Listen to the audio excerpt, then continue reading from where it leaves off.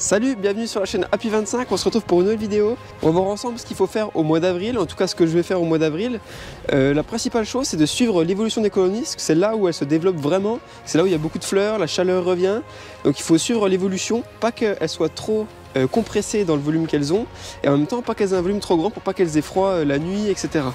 Donc là ce que je vais faire c'est qu'il y a deux colonies qui sont en ruchette, qui sont en train d'exploser, donc il n'y a bientôt plus de place. Et là, il faut leur donner de la place en plus. Donc ruchettes, elles sont en 6 cadres, et là, je vais les passer en 8 cadres. Donc ce que j'ai fait, c'est que j'ai ramené deux ruches pour ces deux ruchettes. Donc voilà, j'ai emmené des fonds. J'ai emmené des corps de ruches que je vais mettre dessus. Hop. Ensuite, j'ai ramené aussi des cadres cirés et des cadres à jambage. Je vais en rajouter un de chaque dans chaque ruche. Avec la petite partition, comme je disais, là on va passer de 6 cadres à 8 cadres, mais une ruche fait 10 cadres. Donc là, il faut mettre une partition pour limiter l'espace et qu'elle n'ait pas trop froid la nuit. Voilà. Ensuite aussi le couvre-cadre pour fermer la ruche. Et puis un petit isolant pour pas qu'elles aient froid, puisqu'il fait quand même assez frais la nuit. Et un petit toit pour la pluie. On a d'autres choses à faire, c'est aussi regarder dans les grandes ruches qui sont déjà en 8 cadres, voir s'il ne faut pas en rajouter 9, 10. Et puis bientôt, mi-avril, fin avril, si le temps était propice, que le développement s'est bien fait, on pourra voir pour rajouter des hausses et là faire un peu de miel de printemps avec tout ce qui est pissenlit, etc. Là, tu peux nous montrer, Anaïs, il y a un peu de fleurs, donc avec les prunelliers et aussi les cerisiers, un peu à contre-jour. Mais voilà, beaucoup de prunelliers, beaucoup de cerisiers. On a eu un peu une frayeur avec le gel. On a eu des -2, -3 de certains endroits. Donc on a eu peur que tout gèle et qu'il n'y ait plus de fleurs. Bon, pour l'instant, ça a l'air d'aller. Il y a pas mal d'abeilles à l'intérieur. Ça, c'est déjà une bonne chose, rassurant.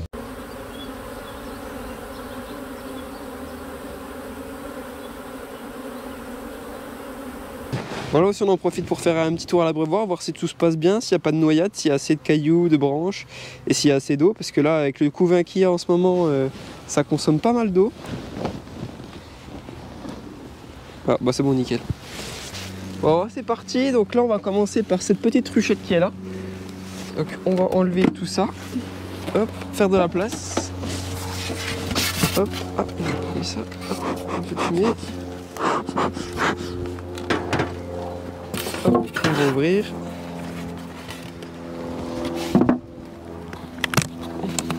Voilà, parce qu'en plus, voilà, elle est bien blindée. Elle est en train d'exploser cette ruche. Donc là, ce qu'on va faire, c'est qu'on va décaler tout ça. Hop, on va faire de la place pour mettre la ruche. Alors, on manque un peu de place. Alors, on va enlever le toit, celle-là. Hop. Fumée.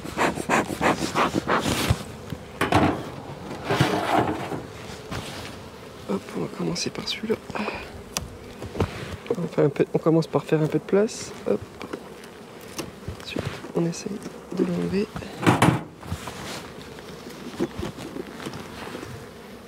Cadre de rive.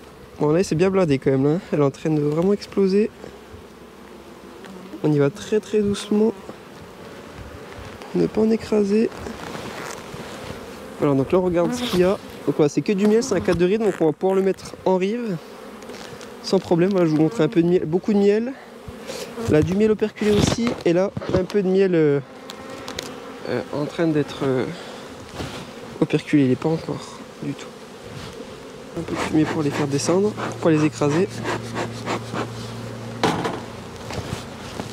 Là on va mettre la partition juste à côté pour que la chaleur reste bien et qu'elle n'utilise pas toute la place. Voilà, c'est une petite partition un peu chiante, ça j'aime pas trop l'utiliser, mais c'est parce qu'on a plus d'eau sous la main.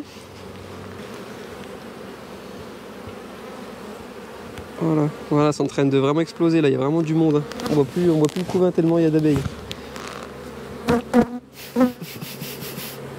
Voilà, ouais, c'est bien du couvain là. Si vous voulez le voir, voilà, là on voit le beau couvain.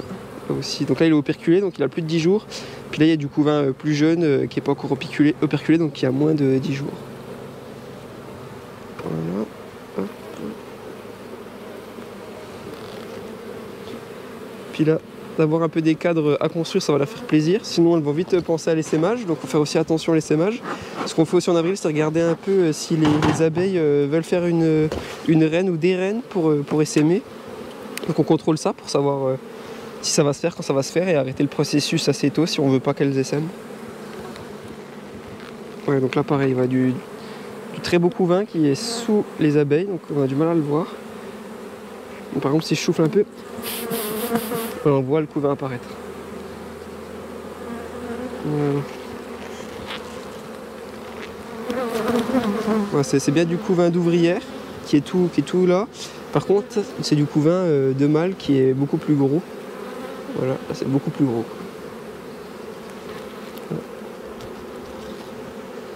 Ah, voilà, donc là il y a une petite amusette. Donc c'est là qu'elle prépare une reine. Et là ce qu'on voit c'est qu'il y a un petit œuf. Moi je pense pas que la caméra en voit, mais il y a un petit œuf à cet endroit-là. Donc c'est un œuf d'ouvrière normal, sauf qu'il est dans une cellule qui est beaucoup plus grosse et il sera nourri que à la gelée royale pendant toute sa vie de larve. Donc c'est ça qui va créer une reine. Hop là, donc je l'enlève parce que je veux pas qu'il essaime. Par contre c'est chaud parce que là je viens d'en voir 2 déjà de cellules pour essaimer, donc ça me fait peur. Donc voilà, elles peuvent commencer à vouloir essaimer beaucoup plus tôt parce que là c'était très serré et comme elles ne pouvaient pas butiner, elles étaient toutes à l'intérieur toute la journée, toute la nuit, donc elles étaient vraiment blindées, elles se sentaient à l'étroit, puis elles ne pouvaient pas construire de nouvelles cires parce que c'était déjà dans 6 cadres à l'hivernage, donc il fallait vraiment en rajouter. Et j'ai pas pu le faire la semaine dernière et du coup là il était vraiment grand temps de le faire quoi.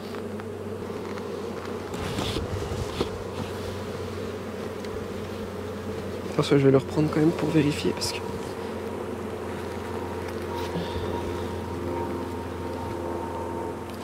Ah pareil. Donc là, vu qu'elles étaient à l'étroit, elles ont fait aussi une cellule royale à ce niveau-là, je vais vous montrer. Donc on voit au fond un petit liquide blanc, donc là il y a la larve qui est juste là. Ça c'est la larve, et là il y a du liquide blanc. Mais vu que je veux pas qu'elles essaiment, parce que essaimer c'est-à-dire qu'on perd la moitié de la colonie, et que là je leur ajoute de la place, donc je peux enlever cette cellule. Voilà, il n'y a pas de problème.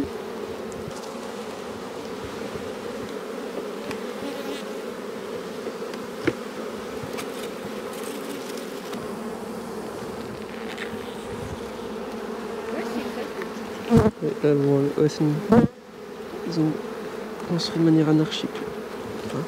Donc là pareil, il y a un beau cadre de couvain, donc je regarde s'il n'y a pas de cellule royale.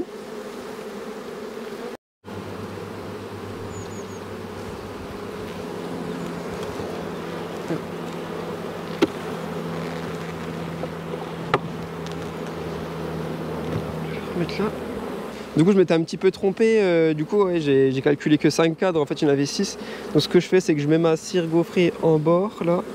Comme ça j'en ai remis un là où c'est un cadre de rive, il n'y a que de la nourriture. Un cadre à cirer aussi pour les abeilles. Et puis là tout le couvain que je laisse en un seul morceau qu'il faut surtout pas séparer parce qu'il fait encore très, très froid la nuit.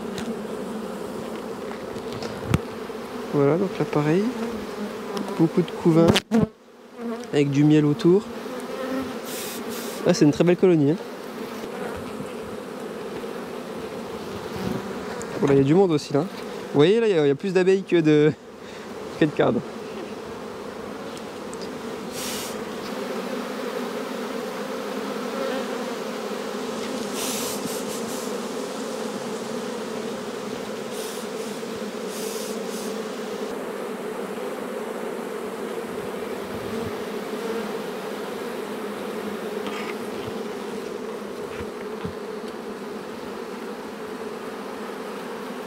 Donc là ce qu'on voit c'est des vagues de couvain.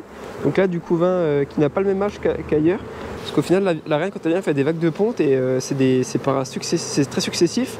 Il y a plusieurs jours de décalage et là on voit que voilà, le couvain là n'a pas le même âge que le couvain là, n'a pas le même âge que le couvain là. Voilà. Beaucoup d'abeilles aussi, c'est blindé. Là il y a d'abeilles.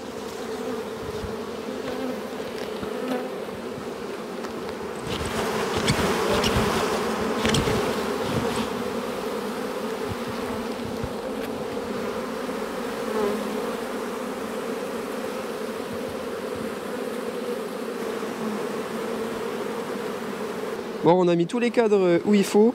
Comme je disais, du coup, un cadre de cire gaufrée à construire, le cadre de réserve avec le pollen, le nectar et le miel qui est déjà operculé, une cire gaufrée, enfin elle n'est pas gaufrée, c'est un cadre à jambage qu'elles vont devoir construire. Ici, là c'est que du couvain, donc 1, 2, 3, 4, 5 cadres de couvain.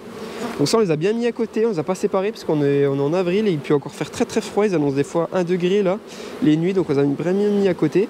Et ce qu'on va faire c'est, toutes les abeilles qui sont là-dedans, on va devoir les remettre dans la ruche. Bon, en tout cas là, cette colonie là, elle a explosé.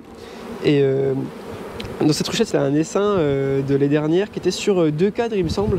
Donc il a vraiment explosé. Ça devait être il était tout petit, ça devait être un essaim secondaire. Donc il avait emmené une toute petite partie de la ruche avec une nouvelle reine, mais nouvelle reine dit très très dynamique au printemps suivant.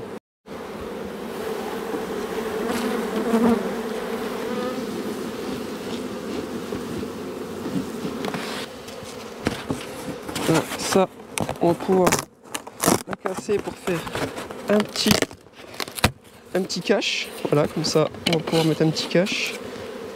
Pour pas que les abeilles aillent ici. Voilà, nickel. Et qu'elle s'y trompe pas trop. Le petit isolant.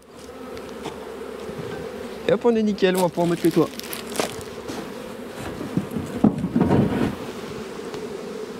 Voilà, parfait.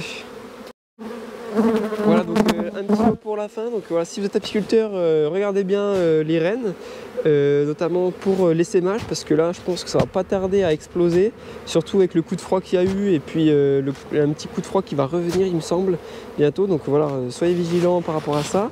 Et merci de regarder cette vidéo jusqu'à la fin et je vous dis à très vite pour la suite. Allez, salut!